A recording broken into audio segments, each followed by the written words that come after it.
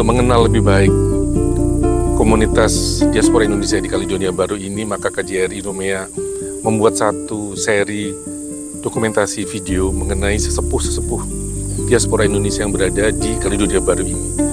Kita mengetengahkan, menampilkan mereka dengan cerita-cerita mereka agar kita semua dapat mengenal secara lebih dekat, lebih baik, secara personal tokoh-tokoh atau pemuka-pemuka diaspora Indonesia yang ada di Kaledonia Baru ini. Bagaimana kiprah mereka, bagaimana cerita mereka mengenai awal-awal keberadaan mereka atau orang tua, kakek nenek mereka yang ada di Kaledonia Baru ini.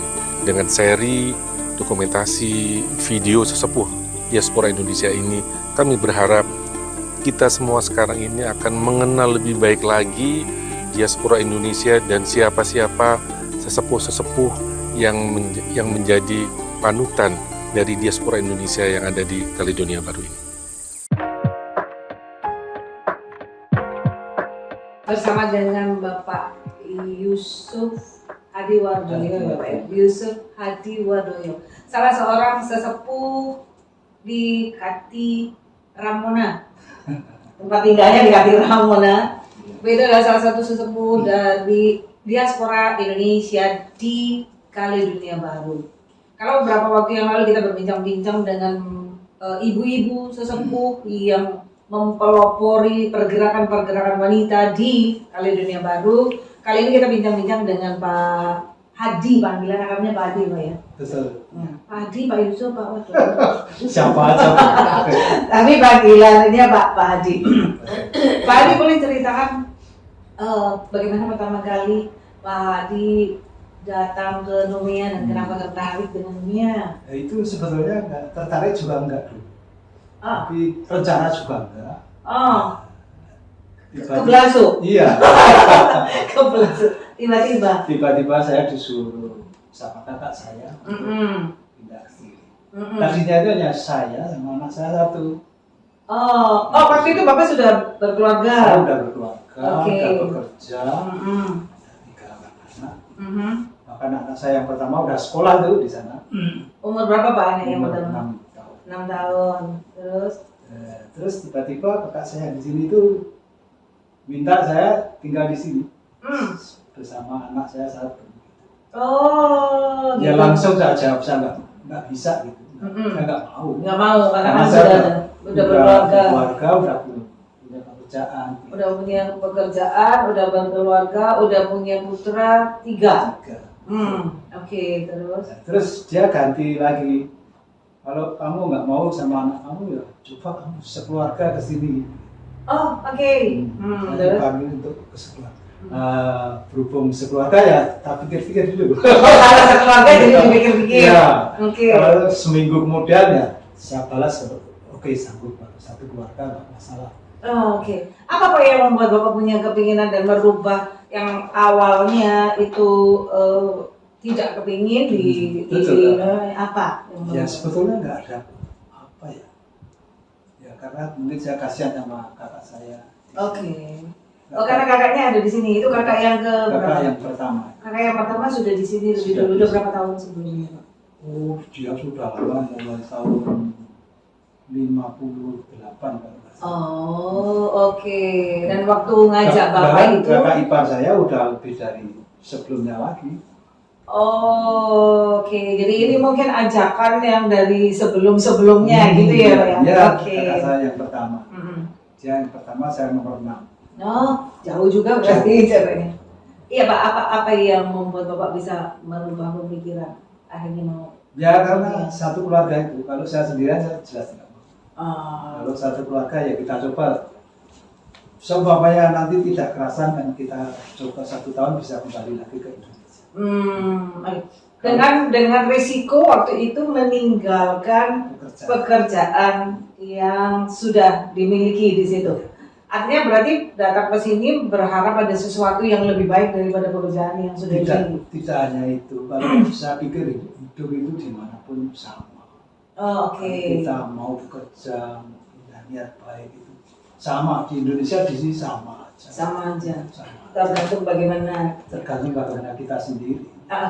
Saya mendengar cerita juga bahwa Bapak di sini membawa keluarga datang ke sini, kemudian juga ternyata Bapak bisa menyesuaikan diri dengan kondisi di Kaledonia Baru ini. Kiatnya apa, Pak? Gimana, Bu? Kiatnya apa? Apa tipsnya apa menyesuaikan diri di Ya, kalau sudah sampai di sini ya mau tidak mau kita harus menyesuaikan diri. Oh iya benar harus menyesuaikan diri. Senang tidak senang kita harus, kalau mau menetap ya kita harus beradaptasi, menyesuaikan sendiri dengan keadaan di Kaledonia. Ada tantangan nggak, Pak? Banyak. Yang paling utama? Paling utama saya tidak berpendidikan Perancis. Oh, tidak berbahasa Perancis, Ya, tidak berbahasa. tidak pendidikan itu. Ya, oke. Itu termasuk orang Jawa zaman dulu itu nekat-nekat datang ke Indonesia tanpa berbahasa Perancis ya, Pak ya?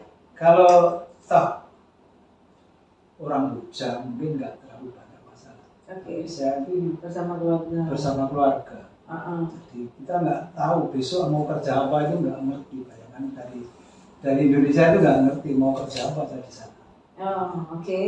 Tapi kakak saya memberi semangat juga. Ya kalau kamu niat aja, nanti apa kerjaan pasti dapat.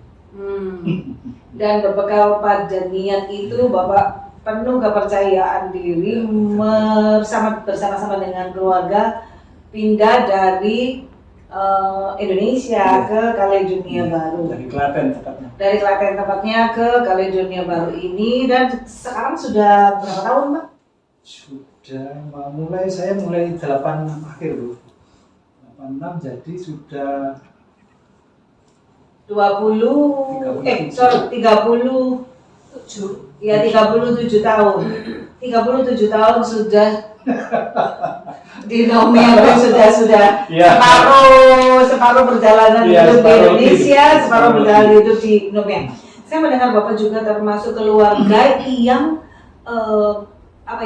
bisa, tadi Bapak bilang bahwa Bapak tidak bisa berbahasa Perancis, tapi anak-anak Bapak bisa berhasil dididik oleh Bapak dengan penyesuaian Indonesia dengan di Kaledonia Baru, dan semuanya berhasil.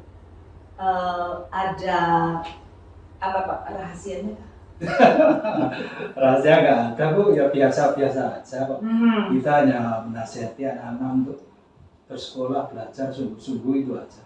Bersekolah, belajar sungguh-sungguh. Oke. Bapak di sini termasuk yang dituakan, termasuk sesepuh. Pada waktu Bapak masuk ke sini, ada Bapak juga bergabung, bersosialisasi dengan warga masyarakat yang ada di sini lebih dulu dengan cara seperti apa, Pak? Ya, dulu saya milih jalan orang yang sepuh dulu. Yang sepuh-sepuh dulu juga. Bahasa Jawa. Diajari Diajari kerja. Pak Ati mau kerja sama saya. Apa itu, Pak?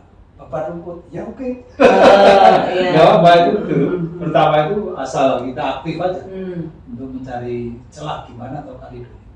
Dan harus mendapat hasil secepat mungkin karena saya berkeluarga. Oke. Gak mungkin saya harus menggantungkan sepenuhnya pada kakak saya, kan nggak mungkin. Oke. Saya harus berusaha cepat.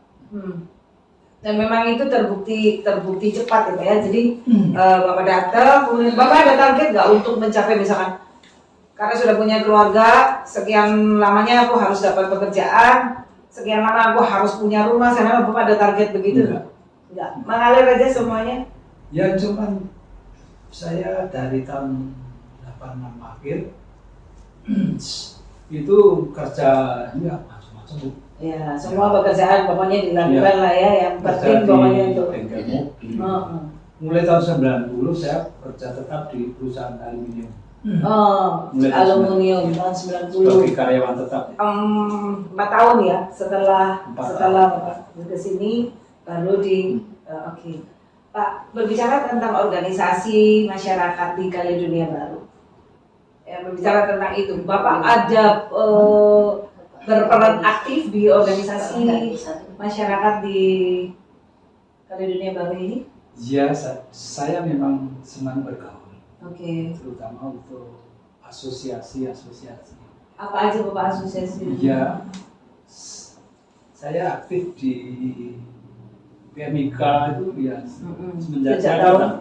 Hah? Saya datang. Semenjak datang berarti semenjak 86 ya? 86, 87.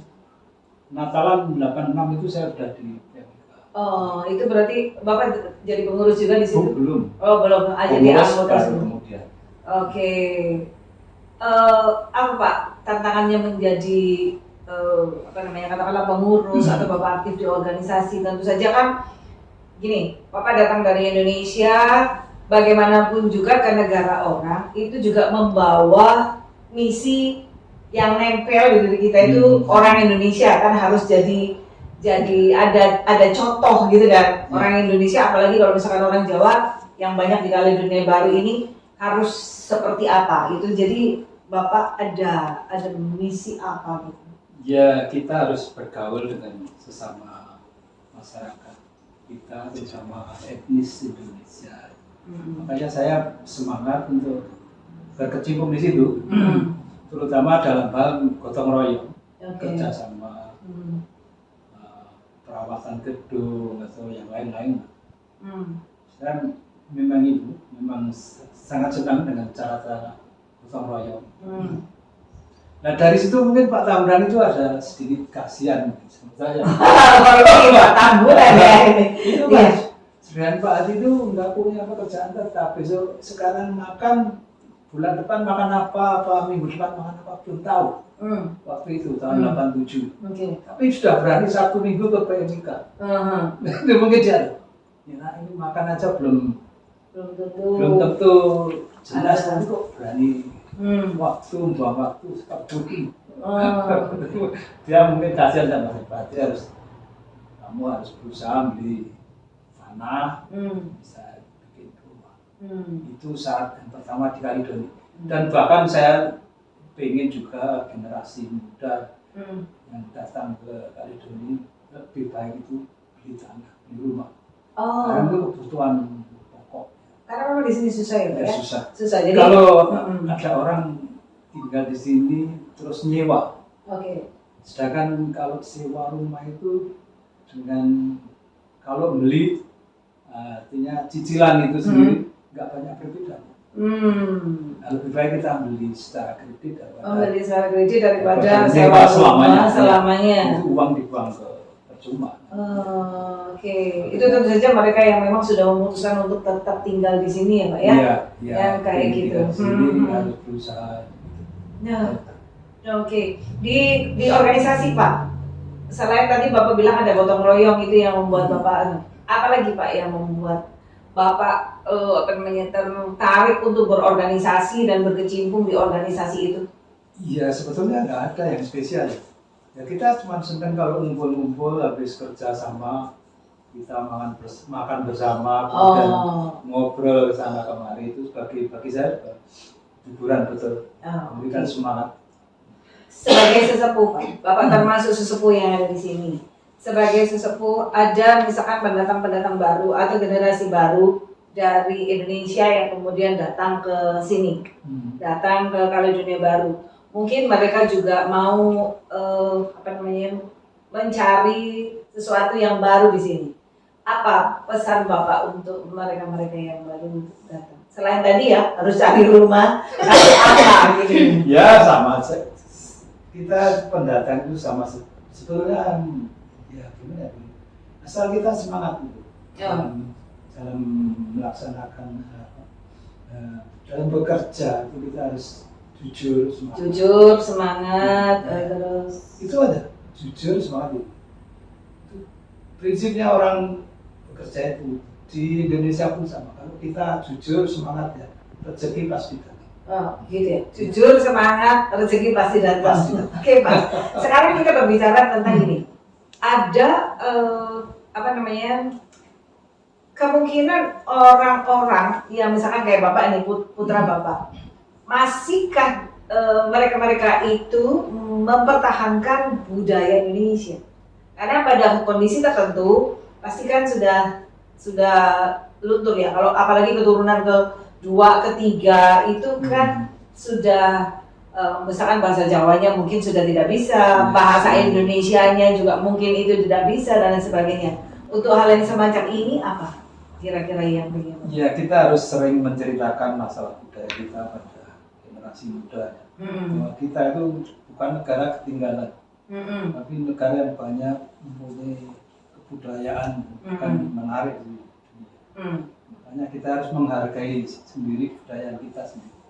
Di samping kita menikmati kebudayaan negara lain, kita harus jangan lupa budaya kita sendiri. Bapak termasuk kaya berarti, Bapak menikmati kebudayaan lain, hidup di Perancis ya kan, kemudian harus juga mempertahankan kebudayaan Betul, Indonesia. harus Itu harus ya, nggak susah Pak, nggak susah untuk itu menyampaikan kepada anak-anak. Ya tinggal ini Bu, ya mau diterima atau enggak, tapi sudah kita sampaikan. Oh ya, karena itu adalah pilihan, pada Pilihan. akhirnya itu adalah pilihan. Sebagai orang tua kita jangan lupa harus memberikan pengarahan. Pengarahan, Contoh mereka terpaksa enggak bisa melakukan, ya orang tua enggak salah. Tapi yang jelas kita sudah memberikan pengarahan.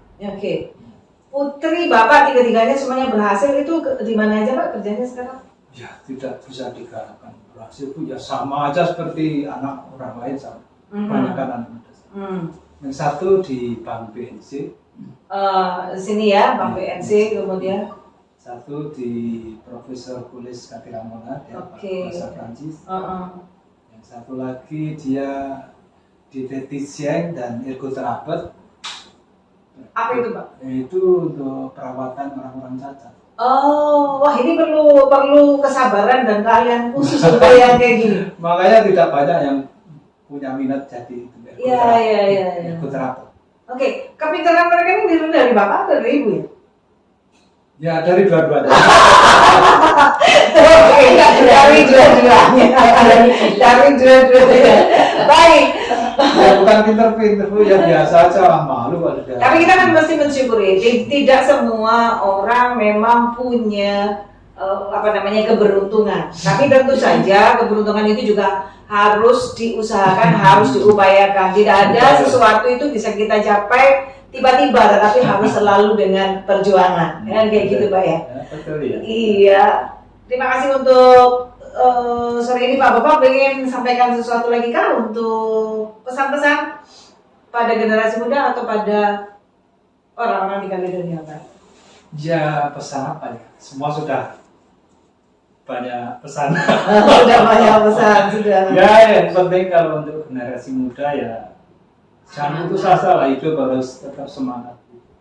Semangat, jujur itu jalan satu-satu terbaik untuk hidup.